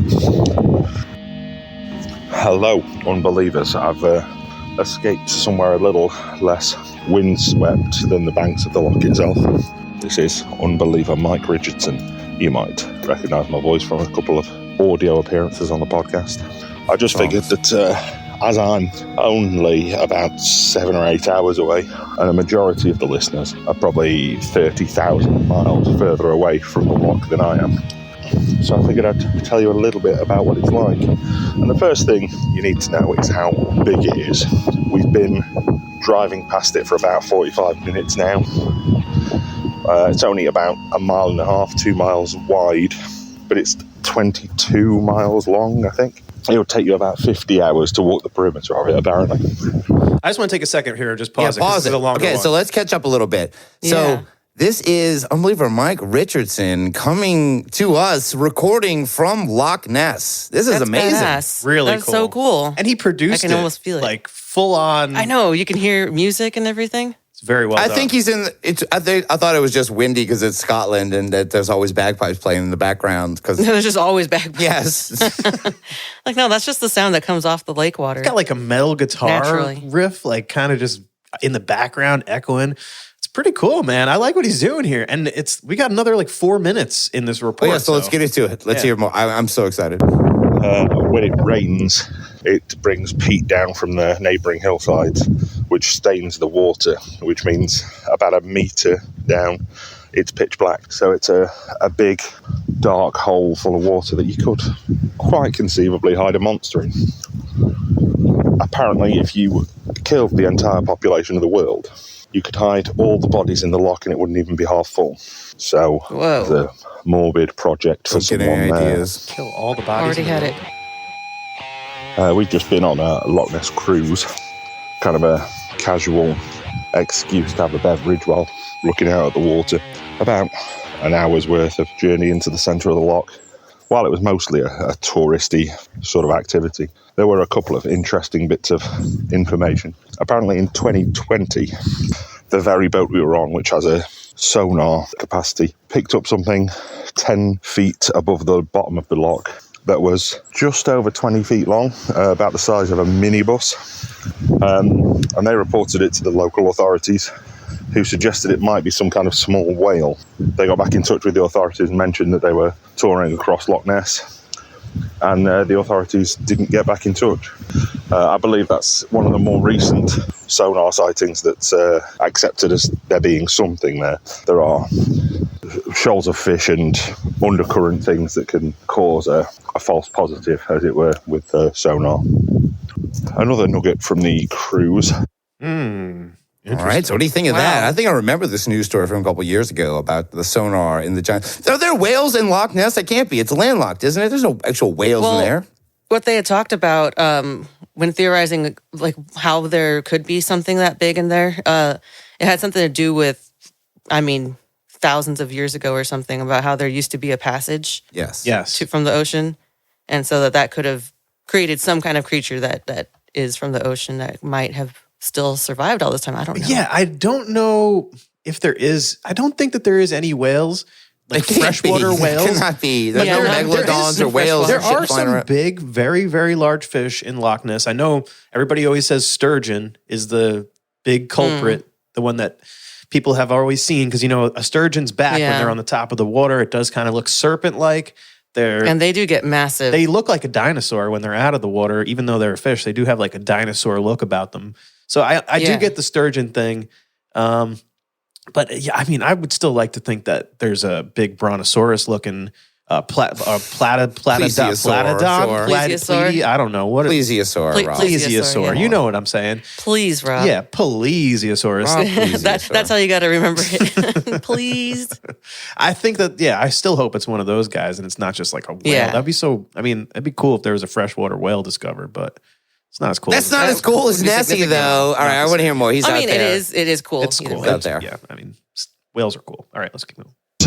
It was a recent DNA profile of the water in the loch. Obviously, most of it was the fish they know were in the loch, as well as some slightly unusual fish, eels or lamprey. There was a little bit of human DNA in the loch, which is expected. People do swim in it. People do paddle in it. In there. If I was a Scottish murderer, I would lean towards a pitch black lake 800 feet deep as a prime place for disposing of the corpses of my enemies. There was also deer DNA, which again, not unexpected. They do drink in the loch, they do swim in the loch. There was 16% of the DNA was unclassified. I'm not sure whether that means it was just something completely out of bounds of what they expected, or if it was completely unclassified, as in they don't know what it was at all. We do know that in the 30s, there was a circus based near the loch, and they did let the circus animals, including elephants, drink and swim in the loch. So some of the sightings in the early 30s were almost certainly swimming elephants. In fact, the famous sighting of the creature crossing the road, if you look at those pictures, it definitely could be an elephant crossing the road, which is not something you would expect in 1930s Scotland. I have never heard this theory before. Have you guys ever heard this theory? I have not. This is new to me. No, I'm not. I remember something about the feet of elephant used for something, but I don't think this had anything to do with umbrella stands. Yeah, umbrella stands. How are we just now finding out about a circus that's been next It's always to the circus. It's either monkeys or elephants getting out of a circus every time. Wherever a circus goes, cryptids follow. I remember the circus thing, just not the whole idea of like a swimming elephant being what was mistaken. Yeah, no, we're supposed to think that it's a trunk coming out of the water, and that's the Nessie head? No way. This is a story about one that was crossing the road. And I know there are famous sightings of Nessie getting out of the water and crawling. It looked like a dart, went like that. Remember that clip? She's talking about a Nessie walking around on the ground. Horse monster? Like this? Yeah, this is what... Right, Drea's closer to me. Cause you want this one. It went... I believe it's this. Like that. It went down, it went off like this. Yes. Off like this. I do that sound so often still. One of the best. It's in my daily repertoire, yeah. Well, he promised us some clips from this too, so let's see what else we got. Here we go. Here's the end of this report here. Because that's not where elephants usually live. We've just been to a Nessie exhibit, very much on the sceptical side, an exercise in debunking, just going through room after room and explanations of various sightings. Obviously, the ones we all know to be a hoax, various misidentifications of seals and deer. But interestingly, amongst the very debunkish nature of the whole exhibit, they did have 3 large sonar images that were not fish, not reflections from undercurrents, not debris. And also, they had a mathematical equation about the food chain. The fish in the loch could support roughly 2 tons of apex predator. As weird as it is, the debunking exhibit has kind of convinced me that there might be something in there. Whether it's a catfish or we know it's not jellyfish, because I would assume with jellyfish not being visible from satellites, they're not visible on sonar too. I see what you did there. Jellyfish. Jelly. I am on the banks of the loch, just about to visit the doors in, and hopefully going to get some audio gold for the unbelievers. If that works, I'll send those files across too. Hopefully it'll be a good surprise. Oh boy, I love surprises. I can't believe this. So this is a great report, Mike. I know. I'd say we want more reports, but I mean, how are you going to top yourself? Loch Ness, you're there. I mean, I could listen to his reports on anything, even if it's just reviews of local food. Yeah, I like hearing him talk. I feel like we need to give him a job. Honestly, I think we need to make him like our on the Scottish correspondent, part of our European Unbelievers team or something. I think we need to start an international team. But yeah, that was great. Unbelievers International, like Listeners International. Dude, that was really well done, man. Like we send Jude over there with them, and it's like kind of like part of the show over there, like. You know. Oh yeah, Dispatch. Yeah, man. No, that was great. I was totally. I felt like I was listening to a whole nother show. Yeah. It was great. It was riveting. Yeah, it was. But he has a couple of gold clips for us, so I got to hear. Awesome. Let's hear number one. My name's Steve Feltham, full-time hunter of the Loch Ness Monster, and you're listening to the Unbelievers podcast. What? No Are you way! kidding me? That's so fucking. It's not even Christmas. Oh my god! All right, Robert Stack is out. Awesome. That is for the rest of the year. I'm sorry. That is the real. Play that again. I can't believe that. That is real. My name's Steve Feltham, full-time hunter of the Loch Ness Monster, and you're listening to the Unbelievers podcast. That is the coolest thing we've gotten all year. Thank you so much. I was not expecting that at all. I am like so stoked for that. Very, very awesome. fucking cool. Thank you. Very, very fucking cool. Yeah, sorry to... We should spoil it and put it in the beginning of this episode. People get here like, yeah, we heard it. No, we won't do that. No, we got to keep it. We got to save it for this moment right here. Yeah. But I'm sorry, AI Robert Stack, you are going to get bumped for this brand new awesome... Sorry, the ghost of Robert Stack. Yes. Being retired. Steve Feltham. We'll save Robert Stack for our Patreon episode intros or something. Oh man, the good shit. Yeah, that was fantastic. Mike, that was so cool. Thank you. And there's another clip We're too. handing Don't out forget. balls like crazy. Let's give some props too for this, please. Mega props. Okay, here you go. That's right, Mike. You get props, but of course, you get balls. Oof. Man, that is amazing. And there's another clip. We're not even done. He's got one more. That already made my day. What else? I know, right? One more gold soundboard clip from him. Let's hear it. Nugget. Yeah, let's see what this last little nugget of gold is. My name's Steve Feltham, full-time hunter of the Loch Ness Monster since 1991, and you're listening to the Unbelievers podcast.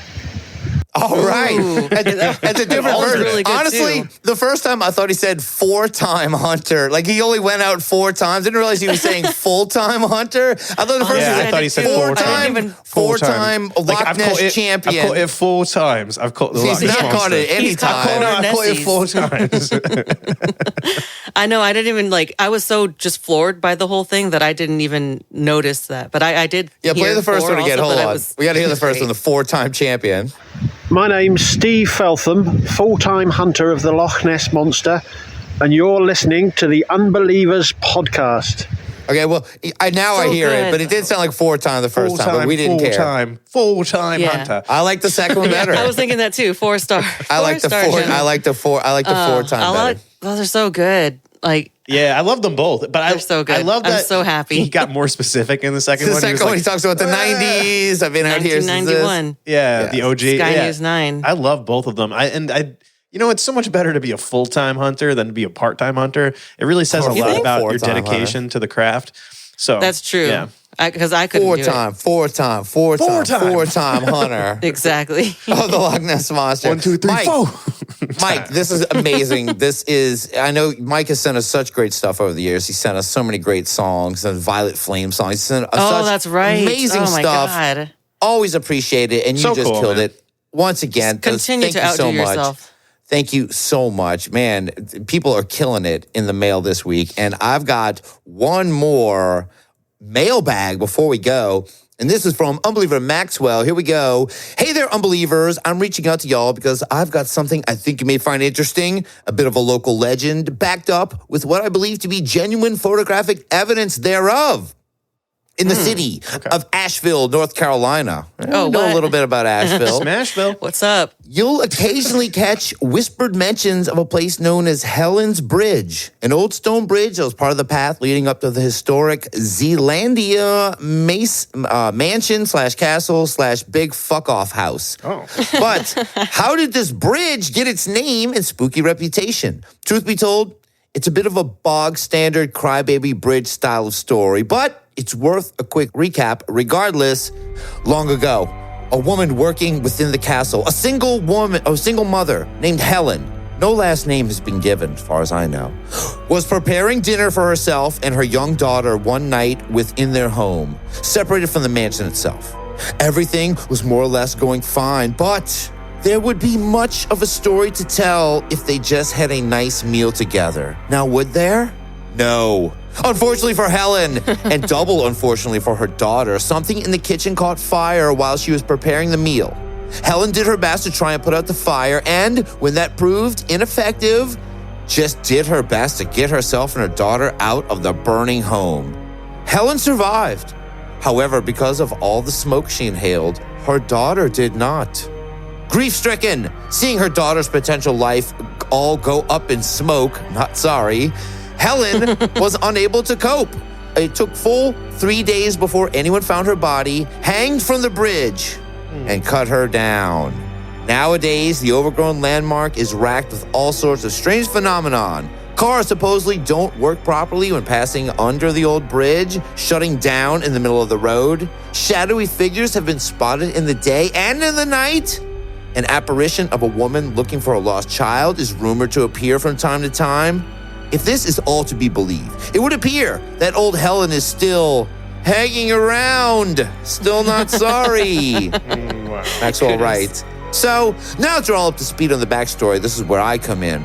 Flashback to the year 2017, I'm a senior in high school, and being the sarcastic little dickhead I was and still am, I decided to do my big senior project, a presentation about a possible career path on the wonderful world of ghost hunting. Oh no. Okay. That's not a joke. It was so open-ended they allowed me to do that, he says. Cool.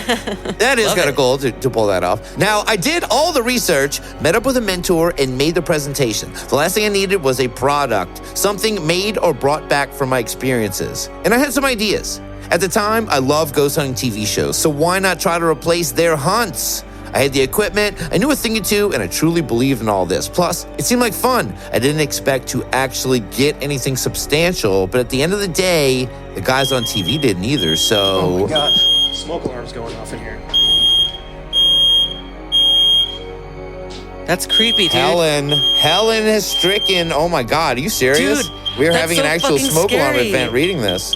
Because it has to do with fires and smoke. We're watching Rob. He's walking around with his smoke alarm in his hand. He's taking out the batteries right now, which is, not advised, except that I do the exact same thing. I see no flames. I see no smoke. I'll stay with the story all night if I have to. Yeah. Oh, Jesus Christ. Rob, you're back. Should we continue with the story? You're having smoke issues in your own place. Can you pick it back up somewhere? And I'll stay. I'll get from right where I am. So, yeah, he said neither did the guys on TV pick up anything. But fast forward a bit to the actual night of the investigation. It's me, my mom, and my dad heading up this super narrow road as it gets darker and darker by the second.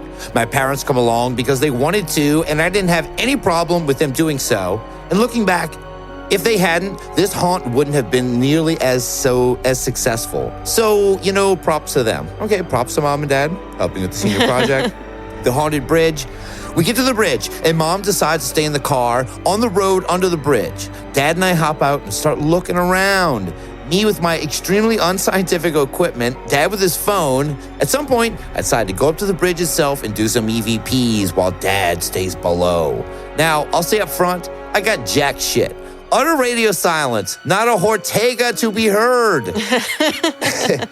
A little disappointed with my results or lack thereof, I snap a few pictures and head back to the car, calling it a wrap on the investigation. On the way home, though, Mom hands me her phone, excited about something. I take it, and it takes me a moment to fully process what I was looking at. Apparently, at some point, while I was up on top of the bridge, she'd managed to capture the attached photo. I was ecstatic, generally over the moon. That shit looks exactly like so many of the big famous ghost pictures, and in full color, too.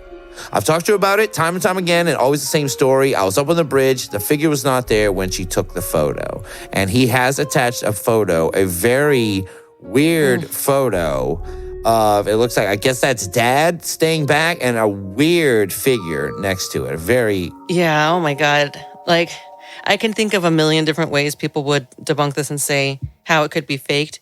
But, I mean, because it's really weird. You can see a shadow on the figure.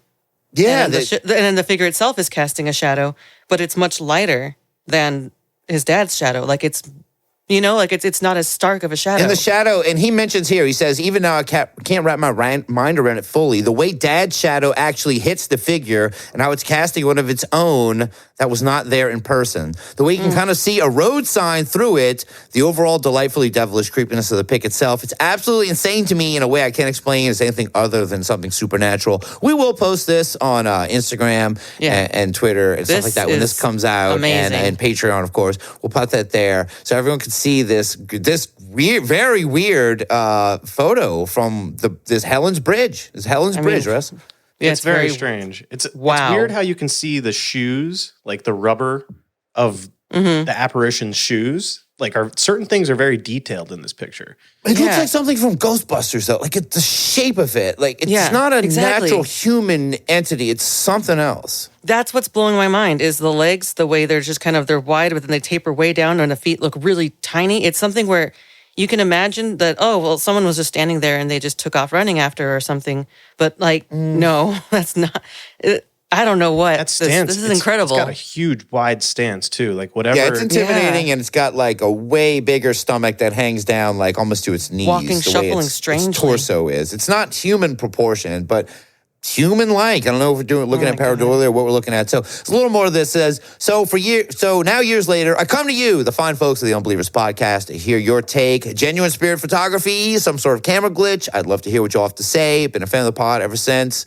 I ran out of unbelievable episodes to binge through. Somewhat recently, actually, so I'm still working through your backlog. I'm making progress. Anyways, I'm bad at emailing, so I'll just go on this. For anyone wondering, my Ghost Hunting Senior project got a 98%. Wow. Keep on keeping on. Unbeliever good. Maxwell. Great job on that project. Hey, I would give you that too. The photo is great. It does look like better than anything I see on most of those shows. Yeah. The most that I've ever gotten on photo, I wasn't even really trying to. I was on, and I think I've talked about this on this show. I know I've talked about it on Spirits and Spirits, but on one of the trips to Charleston, we went on Halloween, the walking tour where you have a person telling the stories of the history, blah, blah, blah. It was really, really good. And so while we're in this one alley called the Philadelphia Alley, he was talking about how much of a bustling area it was. And so as they're all leaving, I go just to take pictures of the alley because I just love the way they look all the time. And it wasn't until days after going through them that I see like a weird gray streak kind of go. So it wasn't like a picture of an orb. It started at the bottom and kind of then went arced up, and then it made like almost like an S shape throughout the whole alley. And that's the weirdest thing that I've ever got. This is like, oh my God, this is a figure. It is a full body apparition, yeah. My mind is blown looking at this. It's a really cool image. I do appreciate getting the skeptic side of me does want to say, is there any chance that the man in the picture was standing in that spot, and when they started to take the picture, and it's like a long exposure sort of an issue? But that's what he said, that both, because the mom took the picture, it was 2017 and the dad was standing there. Too. It was just this a few years ago. Yeah. That was it. They said there was nobody there when the picture was taken. There wasn't anybody else there but them. Yeah. Dad can't move that quick. Yeah. He's debunking you already. I guess it would look a little different too. But, those are the sort of things that pop to my mind. Because there's a million pictures out there that look like they could have ghosts in them, but it's just, the camera doing a funny thing. Yeah, I was skeptical before I heard the backstory. Yeah. Hearing the backstory, it's like, oh, well, shit. It's interesting. It's definitely interesting. Compelling I love picture. it. We'll have to post this. Really Maybe we'll post a we will picture on post the this. Instagram. We'll post this with it for sure. We'll post this. So thank you so much, Unbeliever Maxwell, thank you. and Unbeliever Darcy, and Unbeliever Mike Richardson for a really great old school Unbelievers mailbag. The Unbelievers mailbag.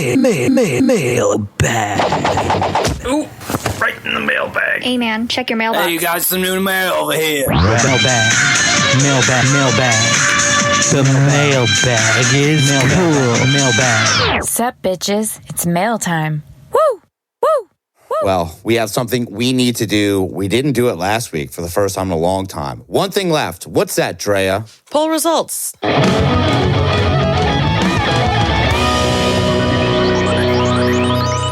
This week's poll, who is the most evil musician that we talked about? And the choices were Marilyn Manson, The Undertones, Tori Amos, George Harrison, or Charles Monroe.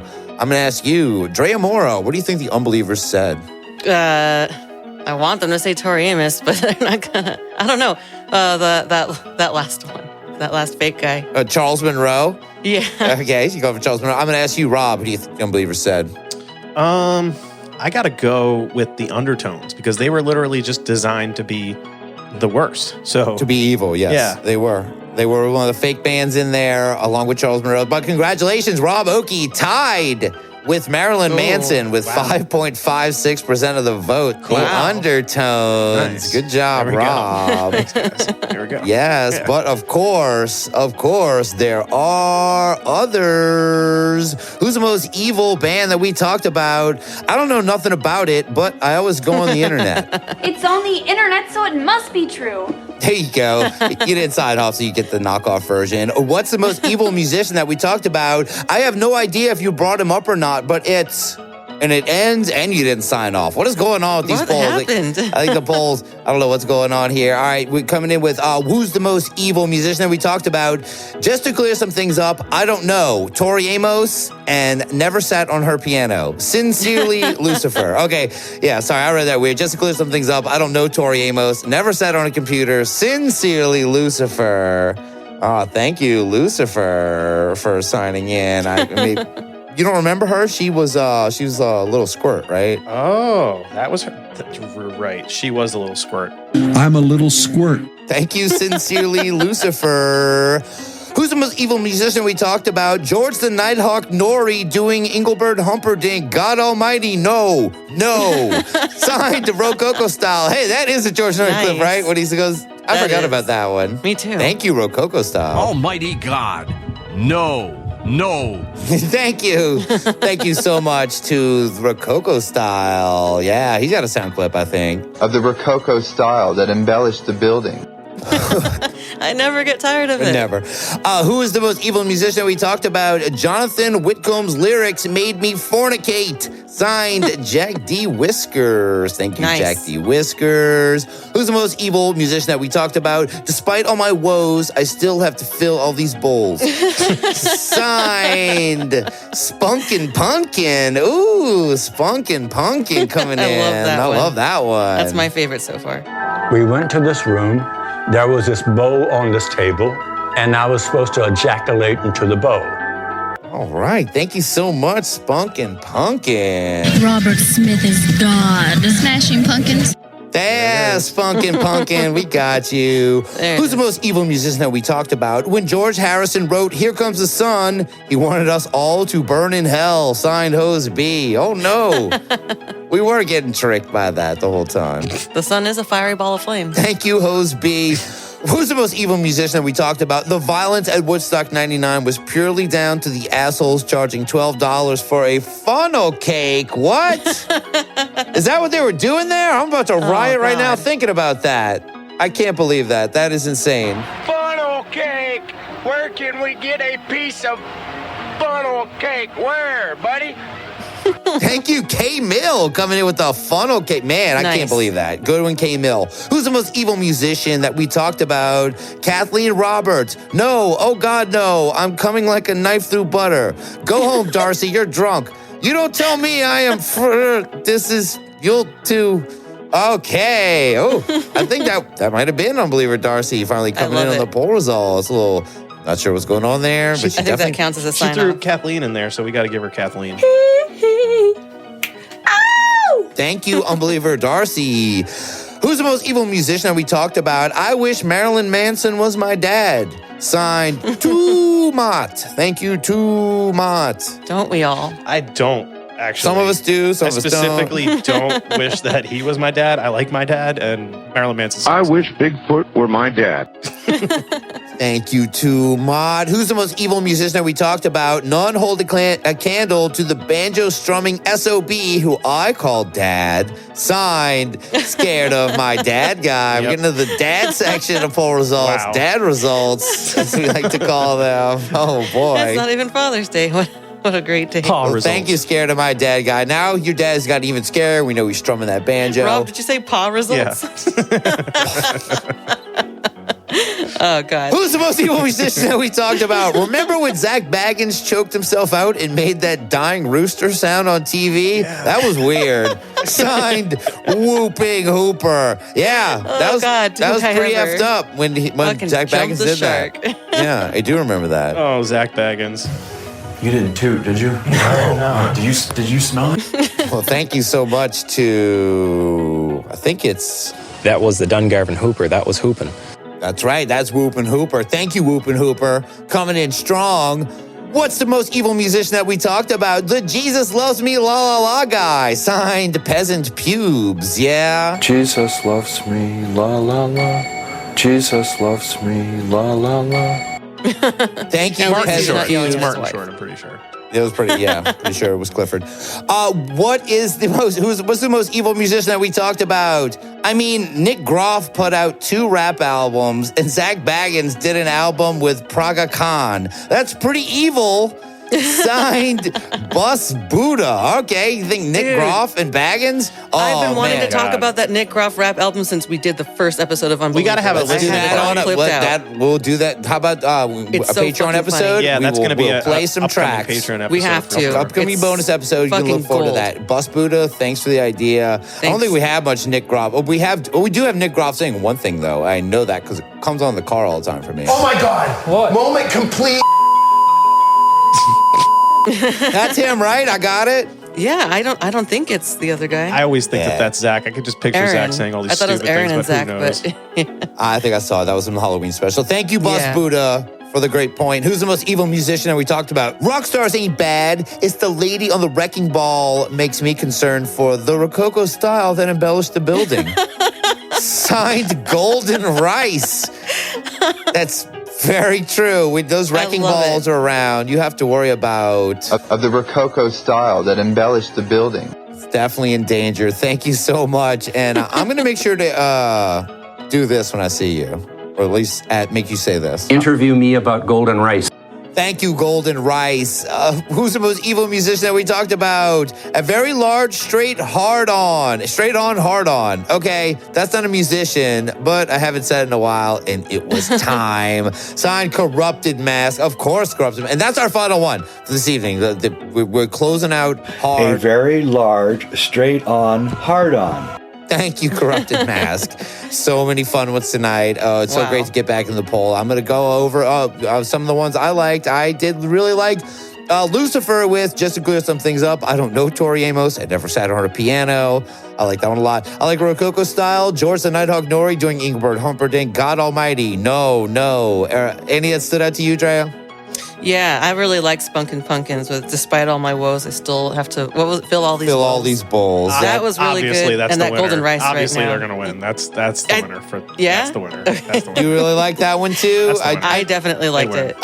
I'll give little special props to the little thing. I wish Marilyn Manson was my dad, and none hold the candle to the banjo strumming SOB who I call dad of Paul results we got going. But I think we're all in agreement here. Congratulations with, despite all my woes, I still have to fill all these bowls. Spunkin' Punkin', you just won this week's poll results.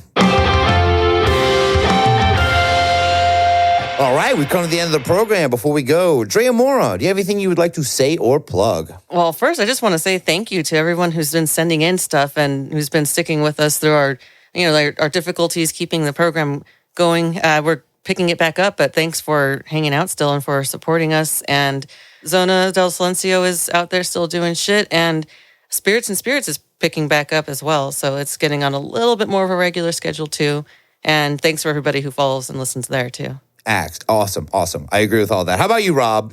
Just follow my Instagram at Rob Okey. Follow the show's Instagram, Unbelievers Podcast. follow us on all of the things, please, and leave us a 5-star review. That would be very nice, because we haven't done 5-star reviews in a long time. I haven't even looked at them to see if we have any new ones. So honestly, leave us some new ones and we'll play them on the show. We'll have a robot play it. Our robot. We'll do that. Assistant. We'll get some new 5-star. We haven't done that in so long. I haven't even thought about that yet. And shout outs to our new editor as well. Thank you for. Oh yeah, damn. Yeah. Eisa. Of course. Killing it already. Party people. Yeah.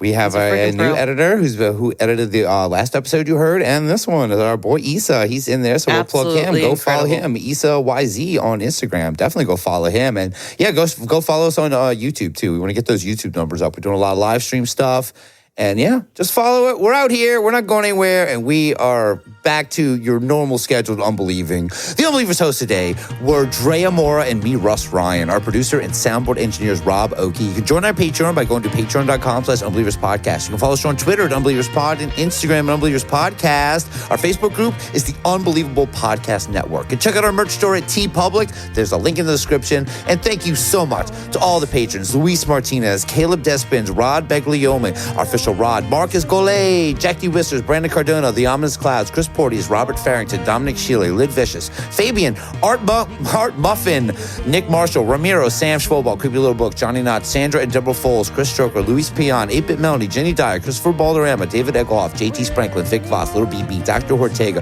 Tyler Ventura, Adam Dvorak, Corrupted Mask, Michael Phillips, Carol Valley, Manny MQ Ultra, CJP, Braden Hitt, Raymond Orwell, Todd X, Christopher Panici, The Moon, The Judgy Moon, Mike Henry, Mike Hartstard, Mike Bryce Gronenberg Jr., Don Bright. I'm just going to call everyone Mike one time. Mike Bright, Mike Ferrigno. No, Don Bright, Shannon Ferrigno. There's no Mike Bright out there. I wish there was. Don Bright, get on it, Don. Shannon Ferrigno, Tom O'Connell, Donovan, Shannon Stevens, Cat KS, Jason Kelly, Brian, Mike, Brian Ashton, Michael Armenta, the Wombat Preservationist. Our music advisor is Pandora3373. Our official composer and theme song creator is Unbeliever Aaron, aka Aaron Chilb. You can follow him on Instagram at the Aaron Chilb. Our official graphic designer and card maker who designed our logo is Raymond Orwell. Check out his work at P Raven Creative on Twitter and Project Raven Creative on Instagram. Our official procrastinator is Jeffrey Hartrenniff. Our official Baby Yoda publicist is Pam Z. Our official Unbeliever listening between the stations for a message from Art Bell is Scott E. Our official Hazmat Lou is Hazmat Lou. Our official Unbeliever without a title is Nicholas Sarastavi. Our official Unbeliever that needs a title is still Destin Star. I think we had one last time. I forget what it was. We'll get it next time. And Andrew Reichsdale, our official Unbeliever raising puck wedgies is Joe Filler. Our official resident Sagittarius is Kozanton. Our official Madman is Unbeliever Adam. Our official Mothman enthusiast is Michael Shields. Our official Unbeliever peacefully eating a hamburger and paying a lot of money is Michelle Durham. Our official Unbelievers time traveler is Taylor Nelson. Our official ghost hunter is Amelia Childs, a ghost hunting in New England, and Hubie Halloween on Netflix. Our official senior European correspondent is Kay Mill of the I Don't Know podcast. Our official guardian of the bench is that Krakenstacker. Our official alien bopper is Nunchuck Bop. And this week's Unbeliever focus is Unbeliever Darcy, who had her own recent encounter with a red eye-like monster, who she cited jumping off of a steep bridge into the nearby brush. And I believe her, because when I saw this bridge, it was clear to me that no man would be able to accomplish such a feat. To which she said, Maybe a woman. No, I don't think so. All right, tell him, Drea. Good night. Go climb a hill. I don't think so. Yeah.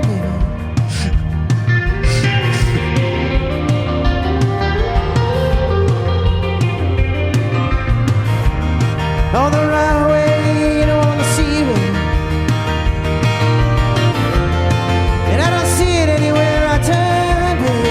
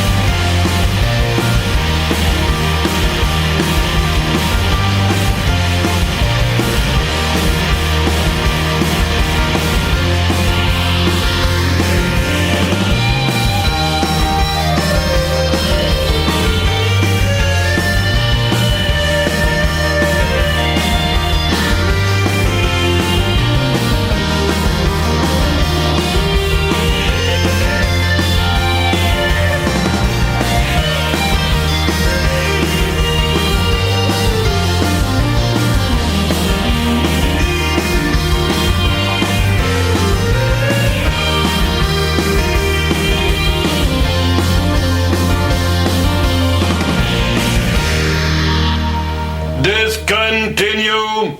Discontinue.